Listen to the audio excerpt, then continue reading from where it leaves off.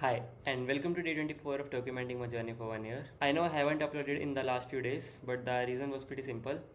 I was completely focused on building an app around an idea which I got, and I'm not ready to reveal it just yet, but I'll make sure I'll discuss with you once the app is in the market. But while building, I learned a couple of things and I thought it would be worth sharing with you. And first one out of which is that amazing apps are built via small details. It is easy when you'll think of an idea, when you'll think of an app, it will be easy for you to remember all the core details an app would have, all the content you would post in an app, all the bigger features an app will have. But it all comes down to minute things which an app can have, such as the color palettes, the typography schemes, like where to place an icon and how to place an icon, all the placeholders, what kind of content a placeholder will have.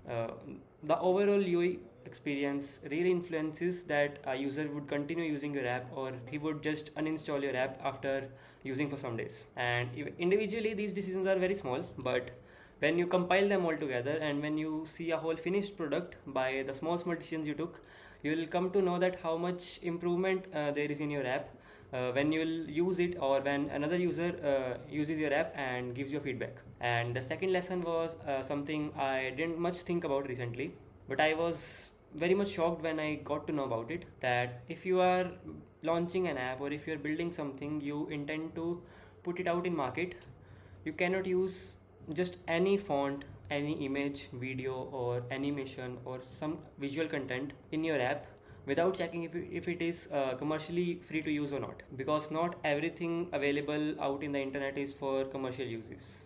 Many of the fonts have license problems and you can't just use them for commercial use. And many of time what we do is we usually search some fonts in Google font and we use it for a personal project, but you want your product to be landed in market, you just can't go on Google Fonts or some other place and just choose any random font out of it and use it in a product. You need to make sure you have license for it or either it is free to be used commercially. So before shipping your product, make sure each and every asset, fonts, illustrations, icons, images, sound, even animations, are free to use or are commercially legal to use. So to summarize, I would like to say that building a startup is essentially teaching me that coding is just a very small and minute part of building the whole product.